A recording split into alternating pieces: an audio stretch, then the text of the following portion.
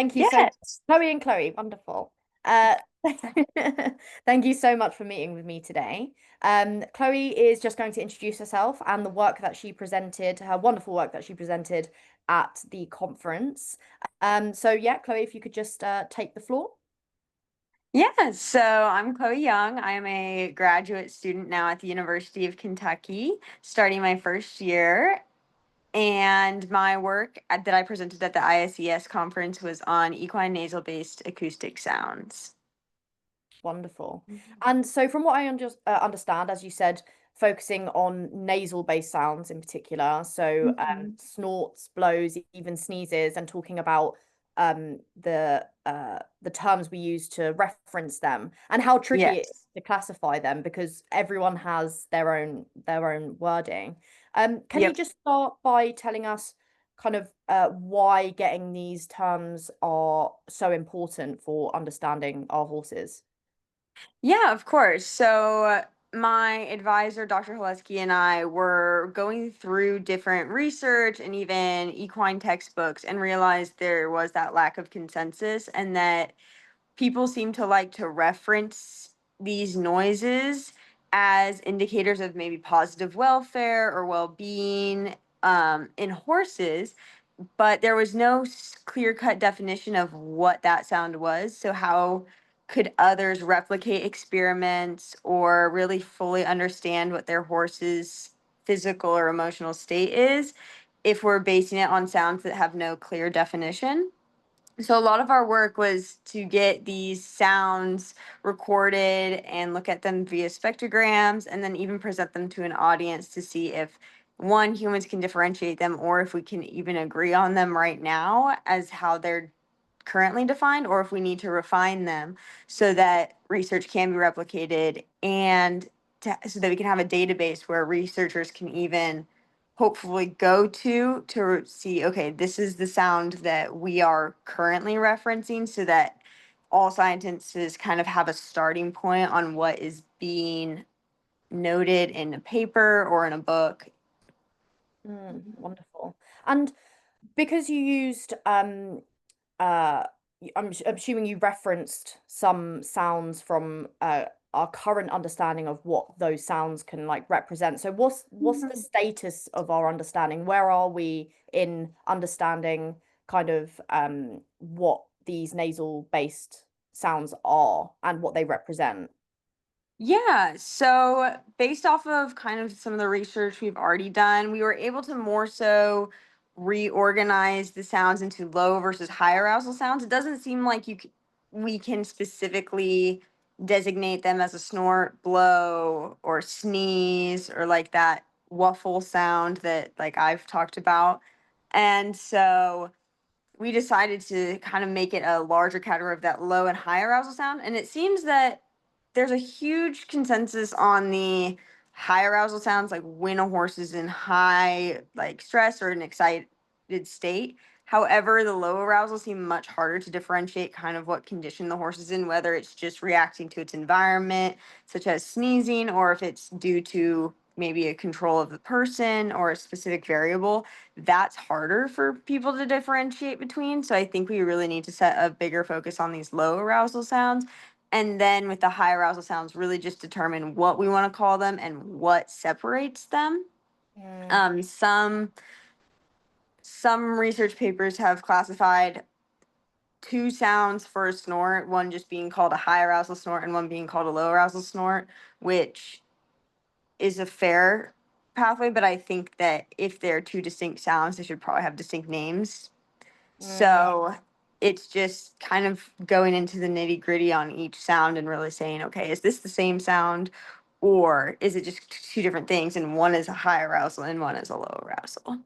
Definitely. And Hmm. it's already so difficult because we're trying our best to start to look into not only positive welfare indicators, but separating arousal and valence as well. Yes. So you're really contributing in that way, I think, which is really nice. I Yes. think that seems to be the general kind of barrier that we're experiencing in equine or equitation science research is differentiating between arousal and valence. So Right. it's really nice to be able to look into this as well. Yeah, and obviously indicators and like the valence that you're discussing could be different factors for a different sound. It, Mm, exactly. So we don't know. And of course, the language barrier of different locations of humans can change what we're calling them as well. mm. So That's yeah, yeah, that is really difficult because you had participants from wasn't it 11 different languages? 11 different Yeah, which is quite a countries. Yeah. mix. You saw, so I'm assuming, I mean, I know you mentioned, but just to describe to our audience as well, seeing patterns in how language or culture kind of shape the way people describe these sounds. Yes, a lot of English speakers seem to have like an understanding of all the words. There were some users that didn't actually weren't familiar with some of the terms that were on the sheet when they filled it out. Um, in the end, there was no real big significance statistically with the sounds on who was able to differentiate better. It was still across the board, but yes, there was some definite confusion when I was reading through the data from various users of non-English first language speaking people. And that could just be because they have their own entire different term for it that maybe doesn't directly translate Mm. back into English. Or some people would even fill in different sounds. I know chuff is, I don't know if that's more of a UK term or something. I've never heard I've of it. never heard that personally, Okay, no, but it's I've but it looked it was up there. and it's another nasal based sound, but I can't get a clear definition on it. But that's just kind of an example of it is for some people, maybe their location or who they've learned from can Mm. also influence it, which is really unique. Definitely. And I remember Mhm. something, I think it was in dogs, and it was definitions of, I think it was a kind of like the whole arousal versus valence kind of thing, but it was looking to Okay. dominance and submission. But Interesting. when we look into it and when it was translated, it was a completely different thing. And when you actually look at I think it was from German to English, and it Okay. just created kind of a bit of a misunderstanding after translation. So I think that is, and Hmm. especially if we're looking at um assessing, we're not technically allowed to use the word diagnose because I'm not a vet, but if we're talking Right. about assessing behavior, we need to be Mhm. able to come to an agreement as to what exactly the horse is presenting, and their subjective experience, and be able to, as you said, come to an agreement on a term, and be able to, as best we can, translate it as well. So there is a lot going on there, which I do like that you looked at all of these different aspects with the language Mhm. as well. Um, Yeah. so I was going to ask if we can all agree on to what to call these sounds, what do you think, what kind of difference could that make, not just in research but also in day-to-day handling? I think that if we all agreed or found a way of agreement, such as I know I've discussed creating a bioacoustics database where people, even the public, can use it as a reference, then we're all more on the same page. So, if, as you noted, if we're able to use it in research, then that's a good guideline, not for, like you said, not for diagnosing, but just kind of for assessing the behavioral indicators, because snort seems to be the most common one associated with positive welfare, which could be contrary if a lot of people think it's a high arousal sound. Mm. But for the day-to-day people, I think it would just be a great reference for if they stumbled across this paper or if someone's told them this, that they can do some research on their own and get a clear definition and even an example of what this sound is that they can be looking for in their own horses.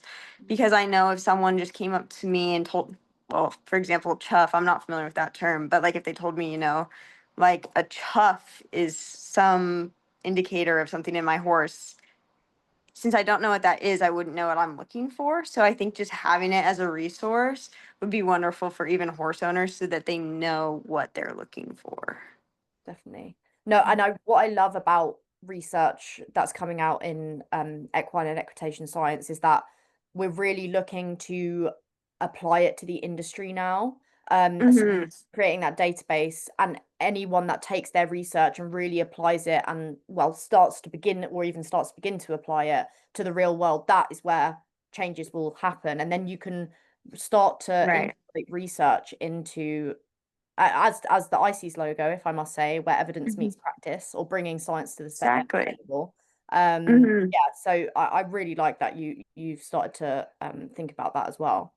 Yeah. Well, in a dream world, and if I was a computer wizard, I would totally say, like, let's create an app that is almost like the birding apps where horse owners can just have it and make it with their sound and say, what is this? And it would almost identify it. And even researchers could use it so that they have maybe clear evidence of, this is the system we use to identify sounds. And so then this is like what all the sound markers are. That would Something be like that. That'd be Yeah. fantastic. I It mean, would be this is great. where collaboration comes in, and No, I just exactly. came back from a conference, a conference I never thought I would go to. It was fantastic, full of lawyers and regulators and organizations, and I really, really, it opened my mind to the law side, which is also so important. So about that Yeah. collaboration together. So maybe speaking with someone who is interested in equine welfare and behavior, that is Mhm. someone that can create an app for you, Exactly. or to work together to do that. I think that would be really a good idea. It would be Um, great. I have to ask, I mean, I feel like this happens with a lot of people that spends a lot of time doing their research. After going through all of these recordings, do you find yourself kind of paying closer attention to horses' sounds around you and ones that you hear?